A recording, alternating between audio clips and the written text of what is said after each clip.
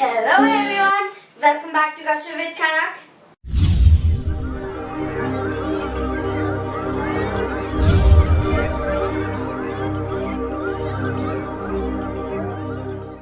As being home during lockdown is really boring sometimes, so I decided to take you all to an interesting trip.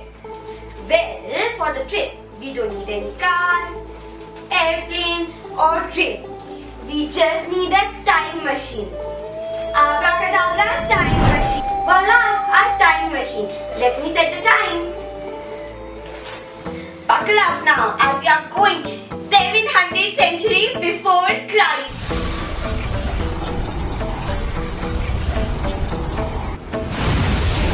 Wow, this place is amazing. Let's start our research. It was during this time when Rigveda was scripted. The term Rina, meaning Uthar, debt or loan, was coined. Other terms like Sudkhor, Hundis, etc. were also found in Manusmriti, Bhagavad Gita and Kautilya Shastra. In 100 BC, Kautilya first introduced the concept of linking risk and uncertainty to the levels of profit and interest. He had indicated that the merchants is in business to get higher profit and interest if the levels of risk and uncertainty is high. Let's get back to time machine as we are zooming in the time of 1st century of 2nd millennium, 11th century.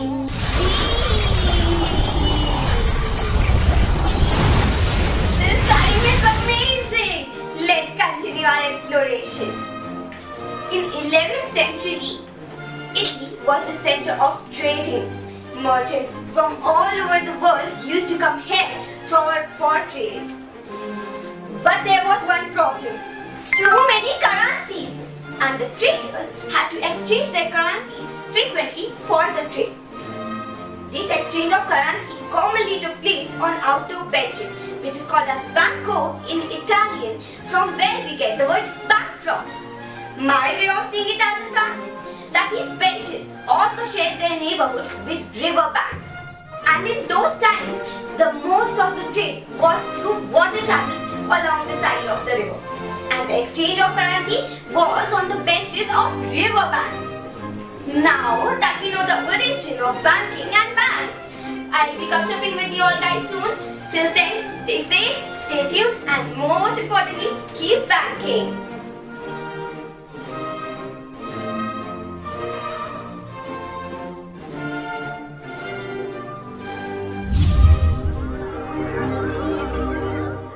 If you want to see more of these videos, ring the bell icon and don't forget to like, share and subscribe my channel.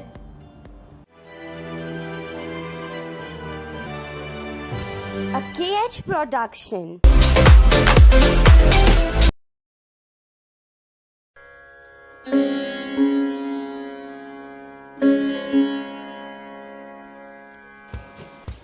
Hello everyone, welcome back to Gossip with Kanak.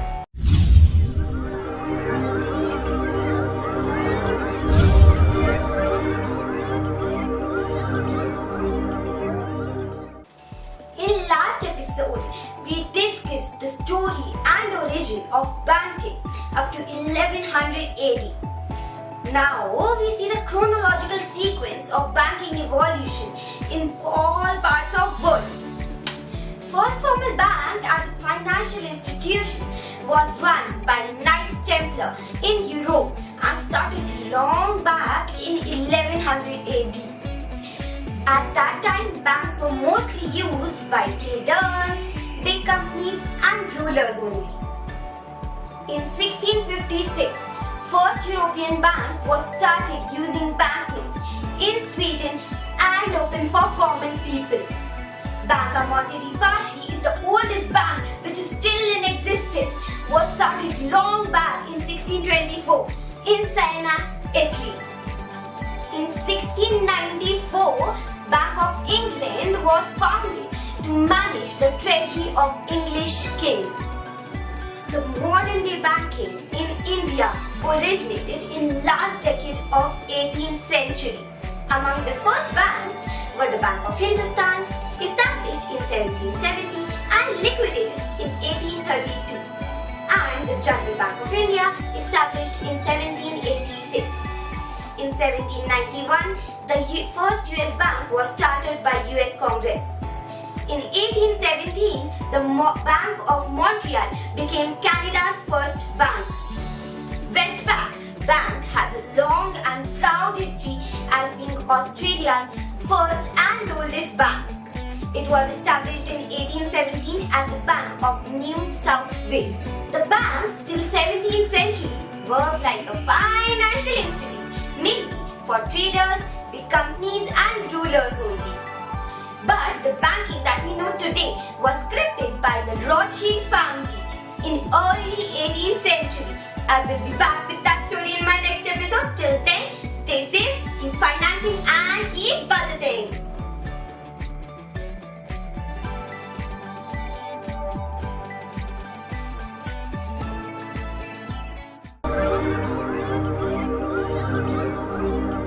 If you want to see more of these videos, ring the bell icon and don't forget to like, share and subscribe my channel.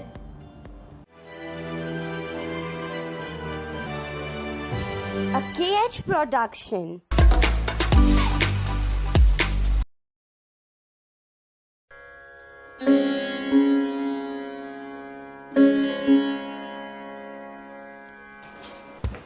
Hello everyone, welcome back to Kavsha with Khana.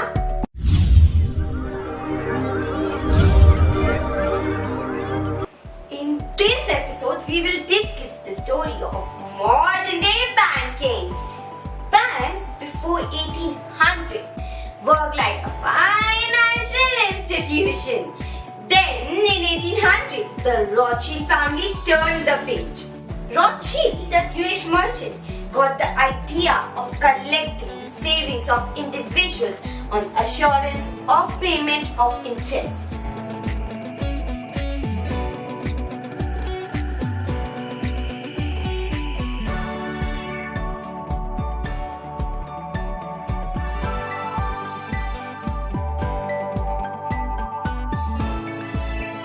And the money so collected is then given to needy as loan by charging interest at a higher rate.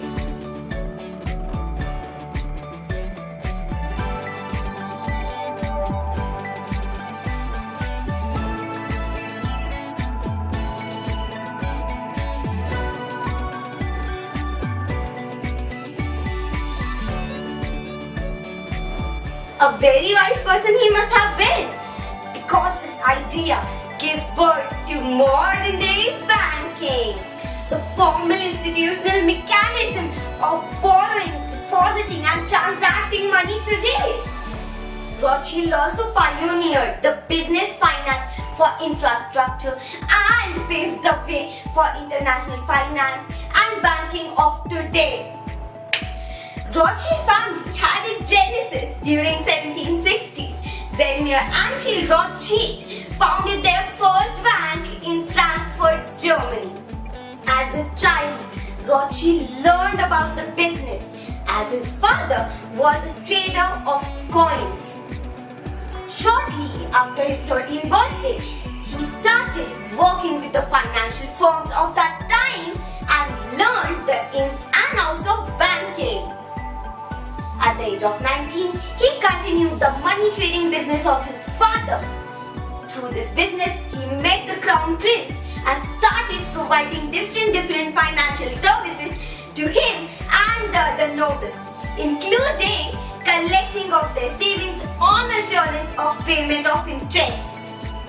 Then he married and had 10 children and sent them to the capital of different countries with the goal of expanding his banking business.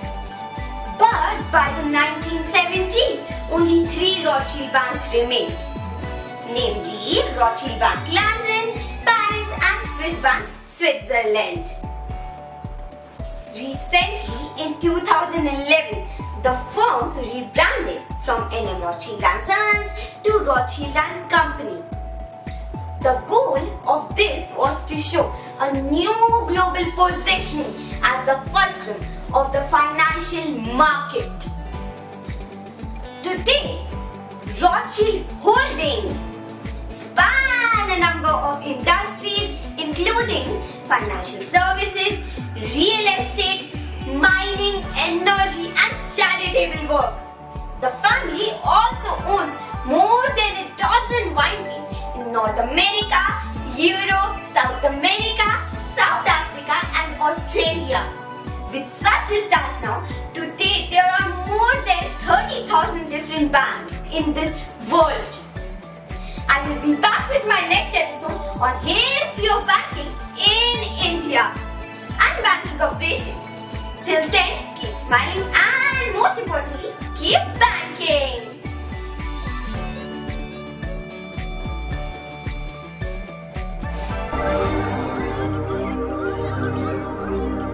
If you want to see more of these videos, ring the bell icon and don't forget to like, share and subscribe my channel.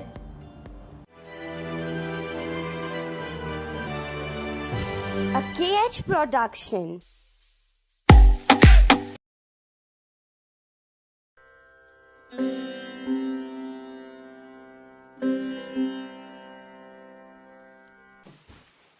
Hello everyone, welcome back to Gupshup with Kanak.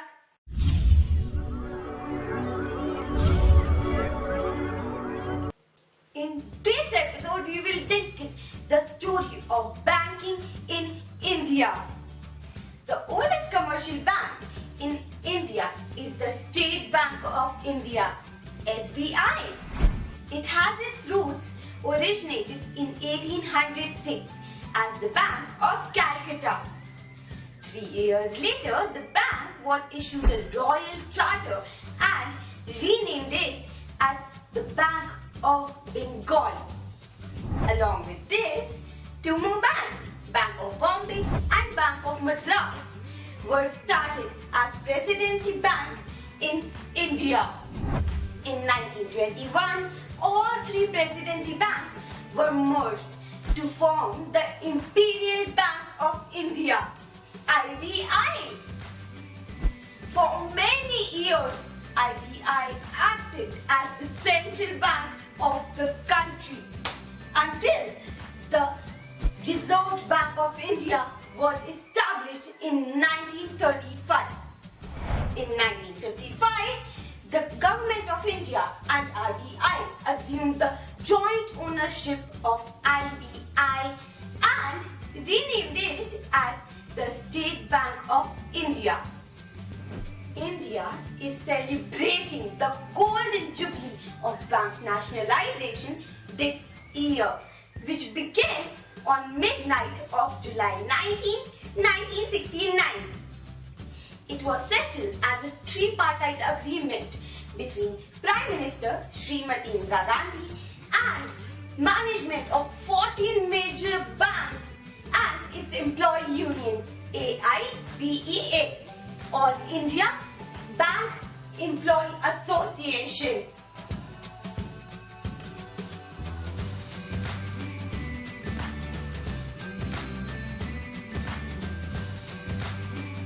Later, 6 more banks were also nationalized in 1980.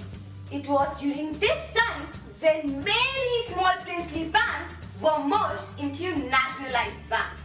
The core objective of bank nationalization is to change the managing hands of banks, which were hitherto owned by big industrial houses and big business houses at the time, to the people. The bank nationalizations opens up new growth paths and directions in our country and also took it to the common men. Banking in India in the era of our beloved PM Sir is touching new heights by taking banking and finance to the bottom of the pyramid and taking banking to the grassroots level through technology via world's largest scheme, Jan Dhan Yojana, and creating footsteps for the 21st century digital India, about which I will be gupshupping with you all guys soon in my next episode. Till then, Stay safe, keep smiling, and most importantly, keep minting! If you want to see more of these videos, ring the bell icon and don't forget to like, share and subscribe my channel.